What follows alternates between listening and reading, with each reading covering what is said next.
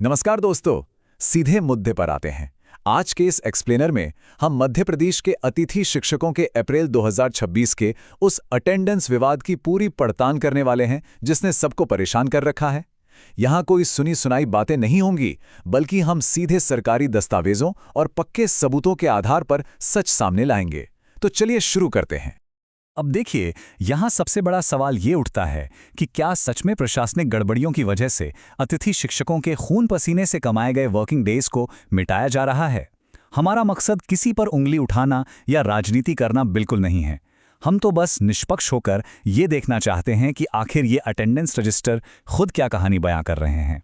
तो चलिए सबसे पहले इस टाइमलाइन पर नजर डालते हैं। जब हम कागजी सबूतों की गहराई में जाते हैं ना, तो तस्वीर एकदम साफ हो जाती है। लोक शिक्षण संचालनालय यानी डीपीआई का जो आदेश क्रमांक 5642 है, जिस पर 31 मार्च को डिजिटल साइन किए गए थे, वो कानूनी तौर पर अतिथि शिक्षकों की सर्विस को बिना किसी ब्रेक के पूरे अप्रैल महीने के अंत तक बढ़ा देता है। मतलब ये कोई अफवाह नहीं है, बल्कि शिक्षा विभाग का एकदम पक्का ऑफिशियल ऑर्डर है।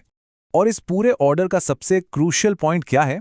वो है नंबर 30। जी हां, डीपीआई का यह निर्देश अप्रैल 2026 के लिए बिना किसी रुकावट के पूरे 30 दिनों की सर्विस को लीगली ऑथराइज करता है। गणित एकदम सीधा सा है दोस्तों। एक पूरा महीना, जिसका मतलब है पूरे 30 दिन का काम, और उस काम का पूरा हक। ठीक है, अब जरा उन असली दस्तावेजों को देखते हैं जो इस पूरे विवाद की जड़ हैं। ये रहे स्कूल के अटेंडेंस रजिस्टर। आप देख सकते हैं, इन पन्नों पर उन 10 अतिथि शिक्षकों के नाम एकदम साफ साफ लिखे हैं जो इस प्रॉब्लम को फेस कर रहे हैं।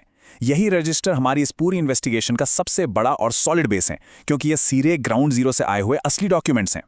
अब इन रजिस्टरों में जो सबसे इंटरेस्टिंग चीज है वो है एंट्री नंबर 4। यहां आदित्य सिंह चौहान का नाम दर्ज है। और आदित्य का ये केस ना, इस पूरी पड़ताल में एक प्राइम एग्जाम्पल की तरह सामने आता है। अगर हम सिर्फ इस एक व्यक्ति की अटेंडेंस को ही ध्यान से देख लें, तो हमें पूरी की पूरी पिक्चर क्लियर हो जाती है। जरा यहां देखिए, 31 मार्च के एकदम स्पष्ट सरकारी आदेश के बावजूद विद्यालय प्रमुख ने अप्रैल के शुरुआती 4 दिनों की, यानी 1 से 4 अप्रैल तक की हाजिरी काटने के लिए रजिस्टर पर अपने मन से ये नीली लाइनें खींच दी हैं। मतलब बिना किसी ठोस वजह के। ये नीला पेन सीधे तौर पर एक एडमिनिस्ट्रेटिव बैरियर खड़ा कर रहा है।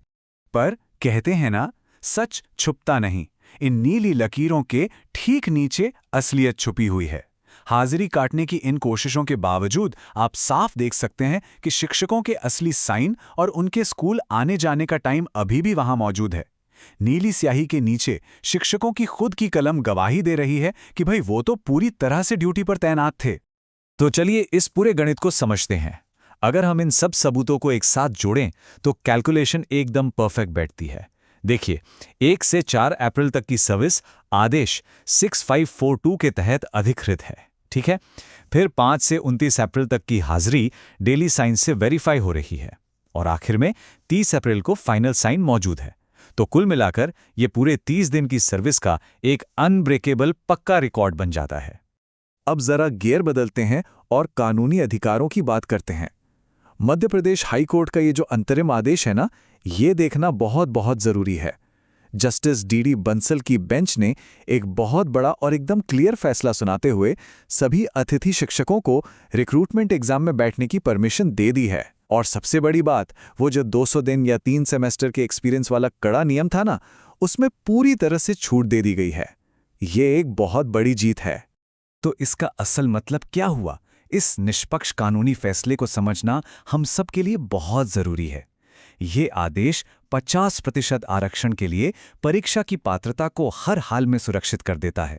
आसान भाषा में कहें तो हाजिरी काटने जैसी प्रशासनिक मनमानी की वजह से अब किसी भी योग्य शिक्षक को उसके हक या भविष्य के मौकों से दूर नहीं रखा जा सकता। लेकिन रुकिए, जब भी न्याय मांगने की बात आती है तो एक बहुत बड़ा ट्रैप है जिससे आपको सावधान रहना होगा, और वो है सीएम हेल्पलाइन 181 का जाल।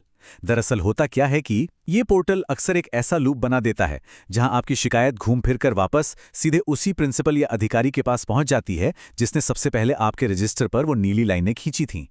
इस पूरी गोल गोल घूमने वाली प्रोसेस को एक बहुत ही सटीक और मजेदार कहावत से समझा जा सकता है। ये तो बिल्कुल वैसा ही हुआ जैसे दूध की रखवाली के लिए बिल्ली को ही बिठा दिया जाए। खुद ही सोचिए, हेल्पलाइन 181 पर कंप्लेंट करने का मतलब है कि जिस इंसान पर गड़बड़ी का आरोप है, आप उसी से कह रहे हैं कि भाई अपने ही खिलाफ जांच करो। ये तो बिल्कुल बेमानी बात हुई ना। तो अब सवाल ये है कि आगे क्या करना है। जो भी शिक्षक इस गड़बड़ी के खिलाफ एकजुट होना चाहते हैं और इन पक्के दस्तावेजों के आधार पर अपना हक मांगना चाहते हैं, उनके लिए संपर्क का एक मजबूत रास्ता है। आप मोबाइल नंबर 9893468201 पर कांटेक्ट कर सकते हैं या फिर यूट्यूब चैनल @AdityaJBT से जुड़ सकते हैं। ये हम सबके लिए एक प्रामाणिक और साझा मंच है। तो दोस्तों, तथ्यों की इस पूरी गहराई से की गई पड़ताल के बाद आखिर में एक बहुत ही अहम सवाल हमारे सामने खड़ा होता है। डीपीआई के इस एकदम साफ आदेश और हाईकोर्ट के इतने मजबूत फैसले के बाद क्या अतिथि शिक्षक अब आगे आकर अपने उन 30 दिनों की मांग करेंगे जिन्हें उन्होंने सच में पूरी मेहनत से कमाया है? देखिए, सारे सबूत अब आपके सामने हैं। आगे का रास्ता बस इसी जानकारी के सही इस्तेमाल पर टिका है। फैसला आपको करना है।